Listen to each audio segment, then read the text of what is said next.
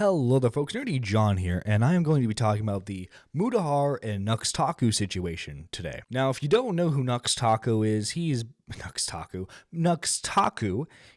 basically a guy who makes content about reacting to anime corn, and he does a lot of collaborations with other content creators. What's important for this story is that he's been online friends with Mudahar for a couple of years now. In fact, he used to run a podcast with him called Some Ordinary Podcasts with their other co-host, Oompaville. Now, Taku is a very controversial figure with a whole lot of controversies and dramas surrounding him. If you want any sort of coverage on that stuff, I would highly recommend Turkey Tom's videos on the subject. He has made a couple of videos on Nux. However, this particular drama started a couple months ago when Chris Tyson was revealed to have bought Shadman art. Now, if you don't know who Shadman is, to give you the quickest rundown possible, he is an artist who makes disgusting art of children. A whole thread was made about content creators who would interact with Shadman.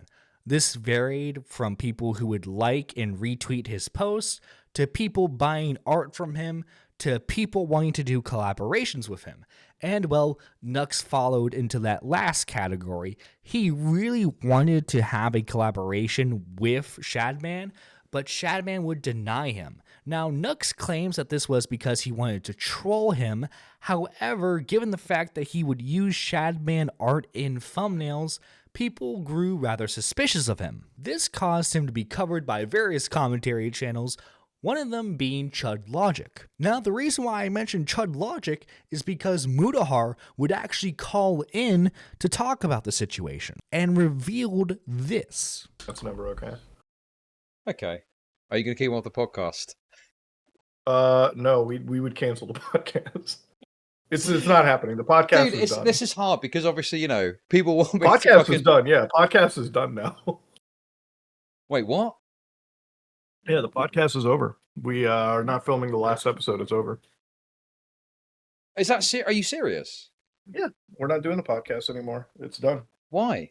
We're supposed to film on Tuesday. Well, there's a couple reasons for it. A lot of that was obviously some of the Shad stuff too, because we were kind of sitting there. We're like, me and Caleb, we were just like, this is, I don't know, it's weird. The other thing was we just want to redo things, maybe 2 months down the road or something. Needless to say, people went wild after hearing that clip, and Muda and Nux had to later clarify that it wasn't the Shadman stuff that was ending the podcast, rather it was behind the scenes stuff. This caused a lot of Nux Taku fans to go after Chud Logic because they viewed it as him platforming lies. Fast forward to now, and ironically enough, the SomeOrdinaryGamers subreddit made a discovery that Oompaville, Mudahar, and Nux Taku were all in a video where they reacted to illegal anime corn. And then he responded.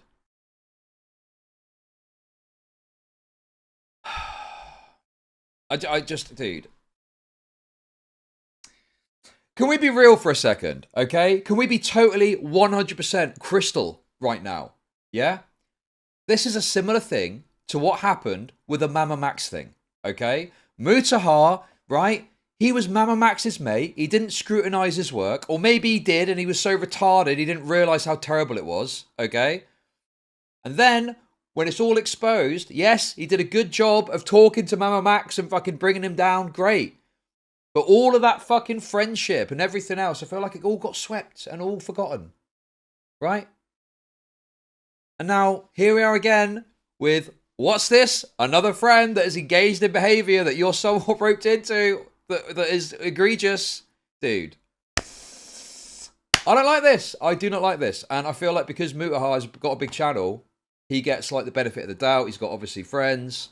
I guess awkward. I'm not looking for anyone to fucking, do anything on my behalf. But it's like, he gets a lot of credence. But then little things like this, I feel, slip under the cracks. Very convenient. He seems to notice after everyone else does. And yeah, it just feels a bit like, I challenged him on the fucking Mama Max stuff. And I got shit for that from his retard community. No disrespect meant by that, okay? Actually, lots of fucking disrespect meant by that, you little fucking rats, okay? And then we got the Nuxtaki stuff, and again, I'm feeling like I'm covering fairly the Nuxtaki situation, and again, there's dishonesty at play that makes me look bad. I don't think I've done anything wrong. Very fucking frustrating. Very frustrating. So, let's have a read of his response here. Okay? Can't speak for Caleb, but from what I remember regarding stuff like this is stuff from Nux showing us hentai for his competitions, and usually in this, there are around multiple creators. No defense here. I'm not knowledgeable on anything anime. The Kandros, I think, has maybe got something for us on that later, okay?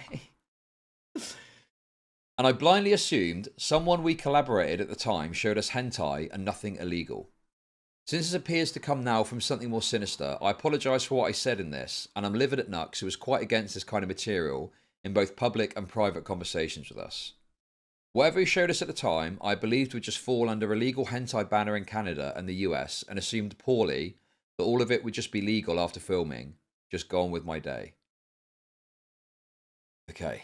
Needless to say, Muda responded pretty quickly to this on the subreddit and has now made a video clarifying the situation. You see, Muda claims that he had no knowledge that the anime corn in question was illegal because Nux kind of just showed them for content purposes. And he clarifies that he does not enjoy this type of content, nor does he support it in any way, and has thus burned the bridge with Nux Taku because of his interest in this content, let's just say. Also in the video, he goes into full detail why the Some Ordinary podcast had to end. And one that I can finally really discuss. Now, obviously, if you listen to that, it kind of sounds like I'm snaking him. I give him an answer where it says, you know, there's a lot of reasons, but a lot of it is the Shadman stuff, which at the time, as this was kind of breaking down, you know, everyone in the community was going, whoa, whoa, whoa, you're connecting with this guy, you're talking to him. Yeah, that kind of was one thing that was brought up. But obviously, in a call that, you know, I guess I had with Nux personally, this was discussed as like a collaboration effort. There was another huge thing that I wasn't really privy to discuss at the time. Now, the podcast ended for, again, us not actually owning any of it. So to give you an idea about how it works, right, the company that I was with at the time, the management company, NanoZebra, they managed my channel and specifically Oompaville's channel. Now, if you notice towards the tail end of the podcast, Oompaville really wasn't showing up for a lot of episodes. There was actually a point where it would be like 1 week out of the month he would actually make an appearance. And it wasn't because, you know, all of a sudden there was some falling out between us or anything. It was that there was really a behind-the-scenes issue with NanoZebra and how some of the things on the podcast was done. I believe payment wasn't really necessarily brought towards Oompaville, and they had like another deal that wasn't really met well. Now, at the time, me, Oompaville, Isaiah, Tom, Brandon were out filming in Texas, and Wendigoon actually brings up, you know, how things are going over at Mana.gg, another talent agency. So me and Caleb kind of get like a little pitch out of it, and we basically want to work with this Mana group because they're going to do a lot more things in the future that would help us with ventures we want going into our channel into 2025 and beyond. So me and Caleb effectively just cut ties with NanoZebra. We fill in our resignations, and we move on to Mana, and this happened around 3 to 4 months ago. So as this happened, the podcast was under management and, you know, again, I believe partial, if not near full ownership of NanoZebra.